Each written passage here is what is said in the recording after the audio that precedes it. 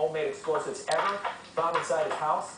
Yesterday, his lawyer asked a judge to basically issue an injunction, stop the house from burning today. He said there was evidence inside the house that could clear it, basically that would prove his innocence. That's not the case. And Steve, let's all remember, Steve Price, we're going to bring you back in right now. This all started back on November 18th because of a gardener who stepped on something in the yard. Yeah, who knew what started then would turn into this, but without question, Mario Garcia is the true hero when that happened back on November 18th. And the good news is that he does appear to be okay, expected to make a full recovery. I want to touch on something we've been talking about. We've been watching the smoke and talking about that inversion layer and what we wanted the smoke to do, and that it appeared to us that everything was going just the way it was supposed to. Just had a chance to speak with County Air Pollution Control, and they do confirm what we are seeing is exactly what they want to see. And this is why we didn't have to start at 9 o'clock, but instead closer to 11 o'clock, because it's doing exactly what they want. The smoke to rise up, to start to spread out, to dissipate, to push a little bit toward the east, and that's exactly what we're doing. I actually started a stopwatch when this whole thing began. We're now coming up on 17 minutes right now, just hit 17 minutes from the time this started. The question, how long will all of this burn? We are told they're expecting it to go probably for a good hour or so, probably not the flames we've been seeing for a good hour, but by the time all of the hot spots continue to burn and the whole property goes up, they're expecting that to take about an hour. That said, Dan and Michelle, once this fire is out, this situation is still far from over. It's still too dangerous to go back onto that property. So what they're going to do is they're going to wait for everything to cool down overnight, and then tomorrow, hazardous materials crews are going to go in there in basically a modified Bobcat, one that has its own air system inside, one that's completely protected so that nobody will breathe what may still be on the property. And they're going to push around what is there and see exactly what is left. If they got everything, then great. The next day, probably Saturday or wait till Monday, they'll go ahead and go in crews on the ground and take a closer look and make sure that they've accomplished what they wanted to. But otherwise, we're looking at tomorrow, this Bobcat going in there, pushing around, testing different materials to make sure that all that HMTD, as you mentioned, a good 9 to 12 pounds, the most ever found in one spot in U.S., especially in a private residence. They want to make sure that all of that is gone. But as we've been talking, it seems like everything going exactly as planned. More than 100 officials. We've got the bomb squad out here. We've got hazardous materials teams. We've got the sheriff's department. We've got Escondido Police. We've got Escondido Fire. I mean, you name it. They are here. ATF is here. In fact, they're sort of taking a backseat role of this. But when I was talking to one agent, he said, we're here watching because we think we know what's going to happen, but we're not exactly sure because this has never been done before. And so we want to be taking good notes here in case, hopefully it won't happen again, but if it does, we know how to handle the situation. So definitely a lot of eyes watching exactly what is going on now in Escondido. And Steve, you're still hearing some of the ammunition go off inside that burning home. And I do want to ask you, residents living closest to the house on Via Scott, they were evacuated last night. Others in the area were told to shelter in place until an all-clear notice is given. And even though we're seeing the structure burn down, it's not all clear just yet, and best to stay indoors if you live in that particular vicinity. Have you heard anything?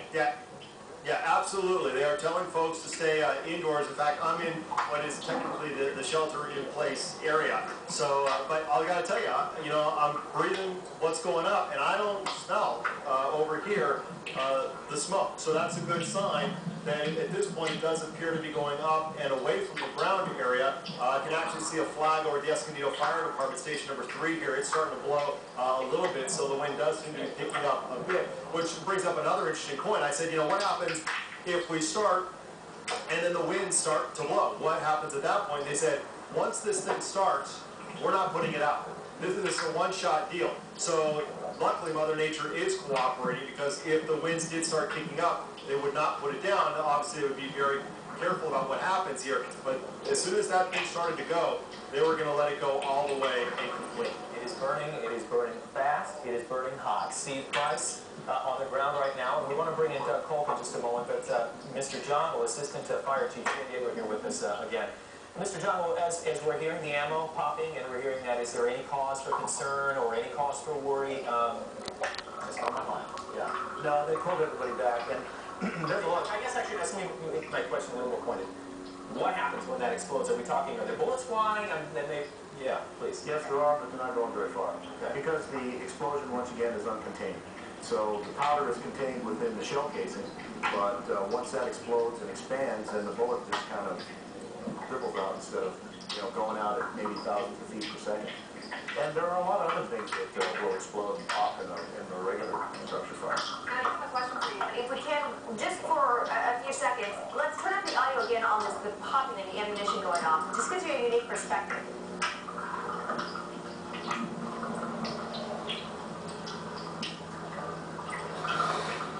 These are sounds you don't always hear, and I was asking you earlier if they seem to be popping off one after another, and I asked you, have you ever heard something like this before? It just took me off guard as to how much ammunition kept going off, and you said yes, but typically we're used to putting fire out, not just watching the structure burn.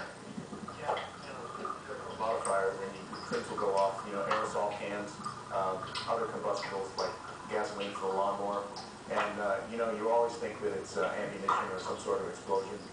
Sometimes it doesn't manifest itself like that. Here you probably may have a lot of cache of ammunition. I don't know, we won't know until it starts sifting through the debris. Thank you, Mr. Johnson. Let's get the perspective again from the 15. Doug, we know there aren't many north-south thoroughfares in San Diego that are as heavily traveled as the 15 freeway in this house. As you said, we just saw it off your shoulder there a moment ago. You're very close, and the 15's been shut down. So, A, there are going to be traffic concerns and issues there, and B, when are neighbors going to be allowed and people going to be allowed to drive through there again? So, Doug, again, what's the latest there? Well, Dan and Michelle, I do want to point out that if anybody, I'm going to make this bold statement, if anybody is going to smell these, it will most likely be me from my vantage point. I am elevated. I am just east of the house. You can see the house behind me. And the wind, if it has picked up, it is blowing in my direction. Jay, if you could follow that smoke, you will see it. When the house first started burning, it started burning in a northeasterly direction. Now it seems as if it's coming slightly south. You can see it hovering just above me. The good thing is I do not smell anything right now. At some point I thought I did, maybe just smelled a little bit of smoke, but nothing right now.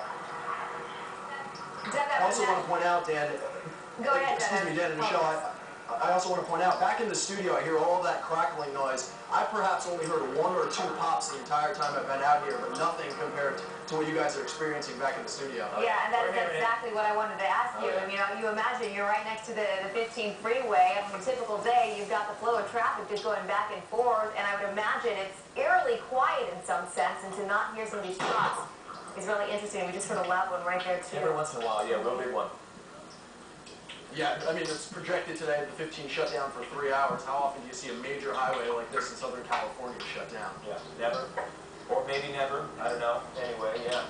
All right, everyone. Setting the stage here for you one more time in case you're just joining us. We're watching here a choreographed, and I guess we could call it a controlled live burn of a home in Escondido.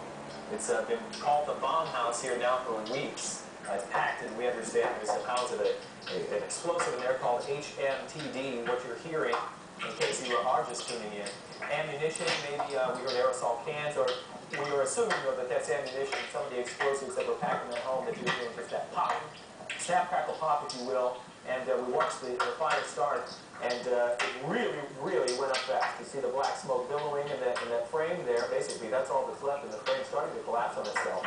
There isn't really that much left to burn. The neighborhood has been evacuated. There's a blue gel they've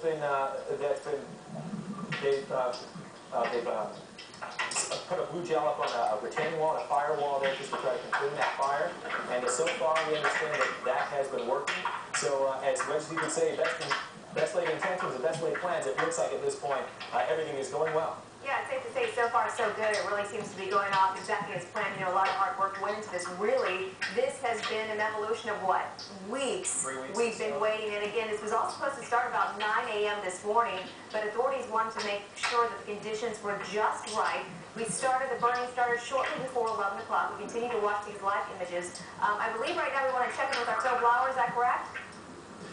Yeah, Michelle, we're back here with another member of the Ruckman family. They've been very, very helpful to us. They put us up here overnight. They've been feeding and watering us, and they've been watching us as well. And Ronald Ruckman, you've seen this now firsthand. What do you make of this flames right now and what's going on? What do you see there? It's exciting. It's very tense, to say the least. Hopefully they know what they're doing. Obviously, looks like they know what they're doing, so hopefully it goes as planned.